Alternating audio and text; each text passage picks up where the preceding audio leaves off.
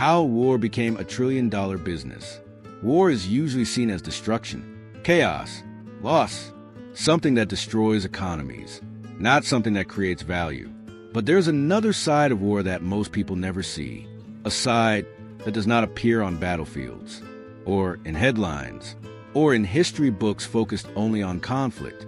Because behind every war, there is a system of production, contracts, industries, and massive financial flows. And when you look at that system closely, a strange pattern appears. War is not just a cost, it is also an economy. So the real question becomes, how did war become one of the most expensive industries in the world? And more importantly, who benefits from it? To understand this, we need to start with something simple. Modern war is not fought by individuals alone. It is fought by systems, machines, technology, supply chains, and logistics networks spread across entire countries. This means war is no longer just about soldiers on the ground. It is about everything behind them, the equipment they use, the weapons they carry, the systems that support them, and all of that must be designed, built, and maintained on a massive scale. That is where industry enters the picture, because no country can fight modern wars without production, without factories, without companies capable of building advanced military systems. At first, this relationship was simple. Governments needed weapons, companies built them, and the focus was mostly on quantity and speed. But over time, something changed. Wars became more complex, technology advanced, and weapons became more specialized. Instead of simple firearms or basic equipment, modern militaries began using advanced systems, aircraft, missiles, satellites, cyber networks, and each of these systems requires long-term development, not quick production, not simple manufacturing, but years of research, engineering, and testing. This shift changed everything, because when weapons become complex, the cost of building them increases dramatically. And when cost increases, the structure behind funding also changes. Governments cannot simply purchase weapons like ordinary goods. They must create long-term agreements, multi-year contracts, research programs, development partnerships. This is where defense contracts become central. A defense contract is not just a purchase order. It is a long-term financial commitment between governments and private companies. And these contracts can last years, sometimes decades.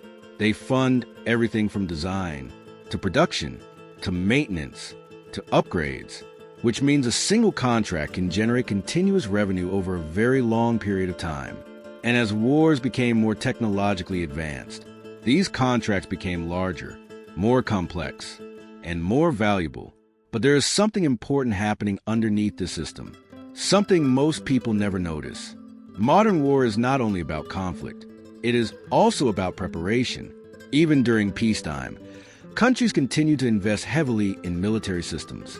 Research programs continue, weapons are developed, equipment is tested, because modern defense systems are not built overnight.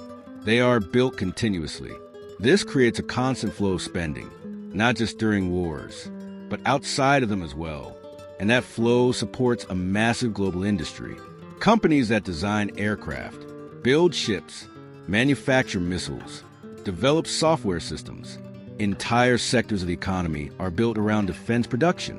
And these companies often rely on long-term government contracts for stability, because without those contracts, many of these systems would not be financially viable. This creates a unique structure, one where governments are the primary customers, and private companies are the primary builders. But unlike normal markets, there are very few buyers and very few suppliers, which makes the system highly specialized and deeply interconnected. Over time, this has led to the creation of what could be described as a defense ecosystem, a network of institutions, companies, contractors, and suppliers, all connected through long-term funding and development cycles. And within this ecosystem, scale matters. The larger the system becomes, the more expensive it is to maintain, and the more difficult it becomes to replace existing structures. Because once a defense system is built around certain technologies, it becomes dependent on them. New weapons must integrate with old systems. Old systems must be maintained alongside new ones. And everything must remain compatible. This increases complexity, and complexity increases cost. At this point, war is no longer just about conflict. It is about sustaining an entire industrial structure, a structure that requires constant funding, continuous innovation, and long-term planning. And that is where the scale begins to become visible. Because when billions are spent annually across multiple programs, across multiple countries, the total becomes enormous. Not just millions, not just billions, but trillions. And that is why modern war cannot be understood only as battlefield events. It must also be understood as an economic system, a system where spending continues even without active conflict, where development never stops, and where technology evolves continuously. But this raises a deeper question. If war is such a large industry, what exactly drives its growth? Is it only security, or are there other forces at work? How war contracts turn into a permanent industry. War does not stay in one place. It does not begin and end neatly.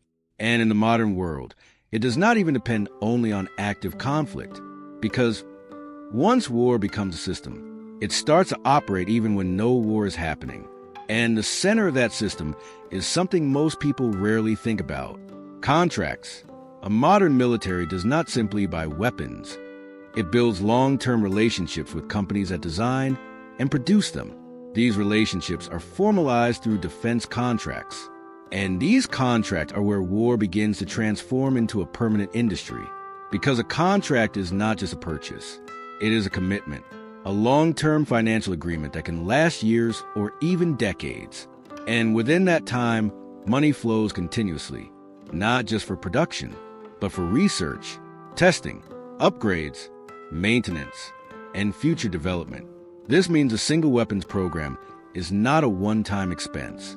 It becomes a continuous financial cycle. And once that cycle begins, it rarely stops. To understand why, we need to look at how modern military systems are built. Today's weapons are not simple machines. They are advanced technological ecosystems. A single fighter jet is not just an aircraft. It is a combination of sensors, software, communication systems, navigation tools, stealth technology, and real-time data processing systems.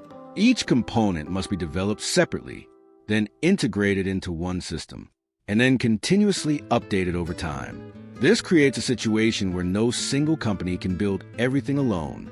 Instead, multiple companies become involved, each responsible for different parts of the system. One designs the hardware, another develops software, another handles maintenance, another manages upgrades, and all of them are tied together through contracts. This creates a network, not just of suppliers, but of long-term dependencies. Once a system is built using certain technologies, it becomes difficult to replace any part of it, because everything is interconnected. Changing one component could require redesigning others, and that makes replacement expensive, sometimes impractical. So instead of replacing systems, governments upgrade them, maintain them, extend their lifespan, and every upgrade becomes a new contract, a new budget cycle, a new payment stream.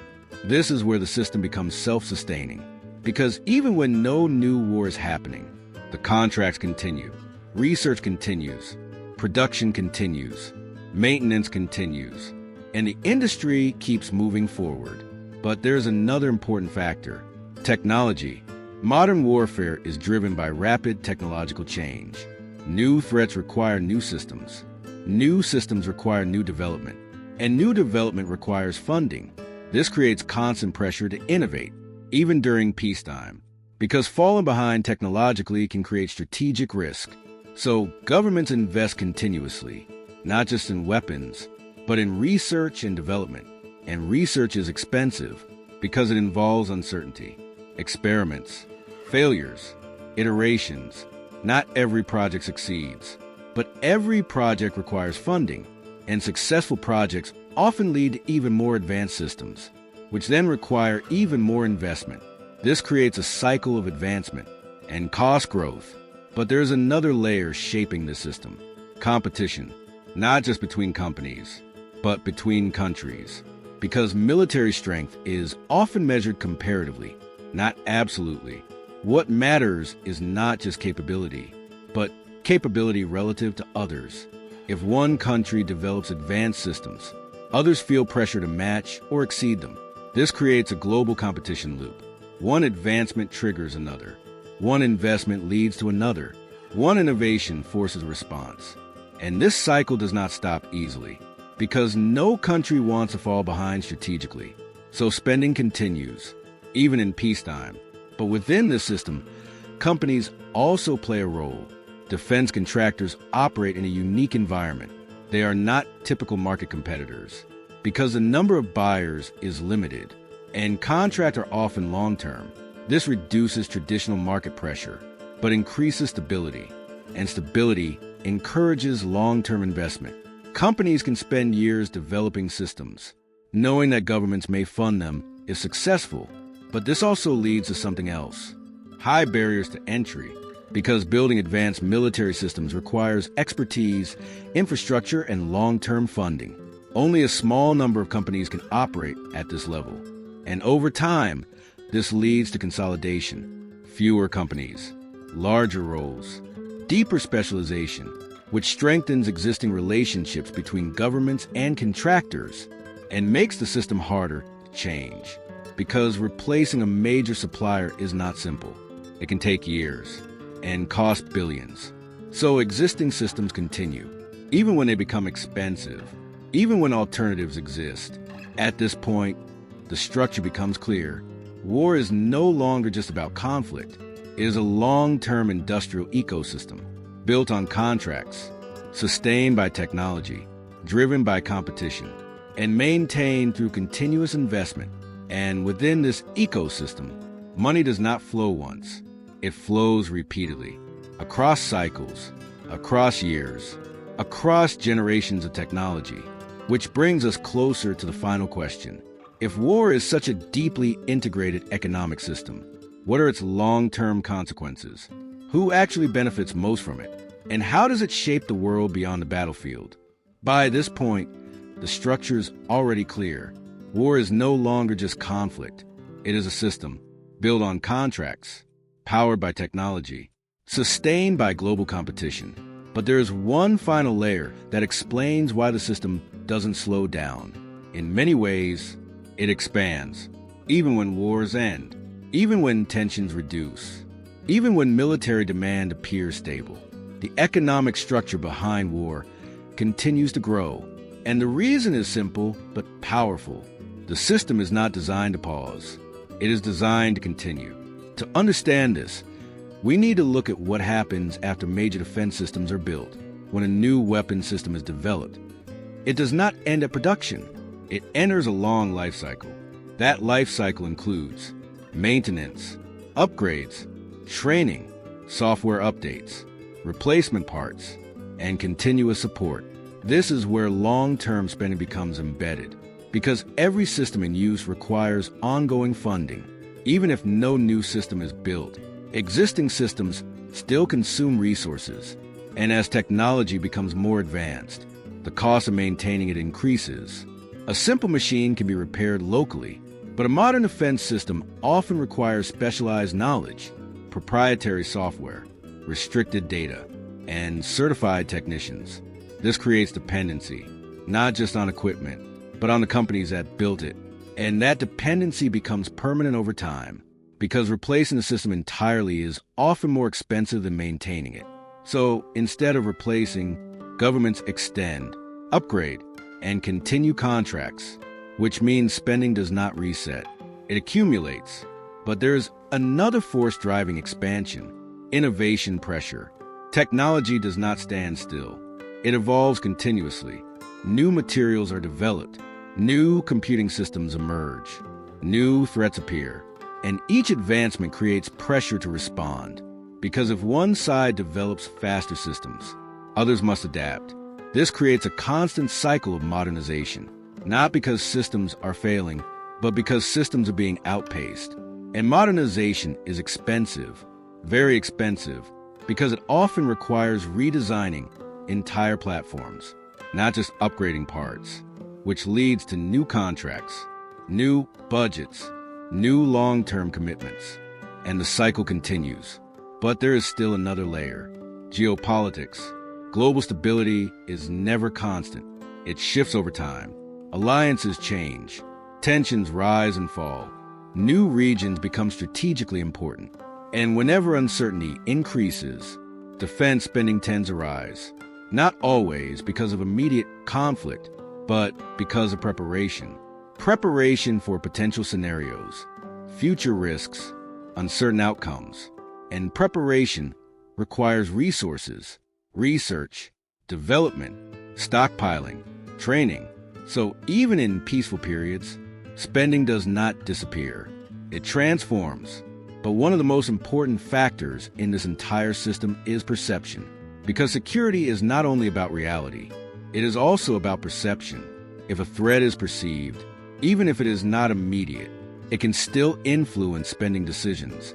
And perception is influenced by intelligence, media, political decisions, and global events, which means uncertainty itself becomes a driver of economic activity. And uncertainty rarely decreases completely. It shifts, moves, changes shape, but it does not disappear. So the system remains active, even without direct conflict. At this stage, something important becomes visible. War is not just a reaction to conflict. It is a continuous structure built around preparation for conflict. And preparation requires constant investment, which means the system is always active, even when it appears idle. But there is one final element that ties everything together: scale. Because modern defense systems operate at massive scale. Thousands of suppliers, hundreds of programs, multiple generations of technology, global supply chains, international partnerships. And as scale increases, coordination becomes more complex, and complexity increases cost. Not just once, but continuously. Because large systems do not simplify over time. They expand, add layers, increase integration, and each layer adds new requirements, new maintenance needs, new dependencies. So instead of becoming more efficient, the system becomes more interconnected. And interconnected systems are expensive to maintain. At this point, the full picture is clear. War is not a single industry. It is an ecosystem built from contracts, driven by technology, sustained by global competition, and reinforced by uncertainty. And once this ecosystem is built, it does not simply shrink. It evolves. Even when conflict slows, the system continues. Because every layer depends on another. Every contract leads to another. Every advancement creates new demand. And that demand does not stop easily. So the question is no longer just about war itself. It becomes a question about structure, about systems that grow over time, and about how economic incentives shape long-term global behavior. Because in the end, war is not only fought on battlefields, it is built in factories, designed in offices, funded through contracts, and sustained through decades of continuous development. And that is why it becomes a trillion-dollar business, not because of one decision, but because of many systems working together over a very long time.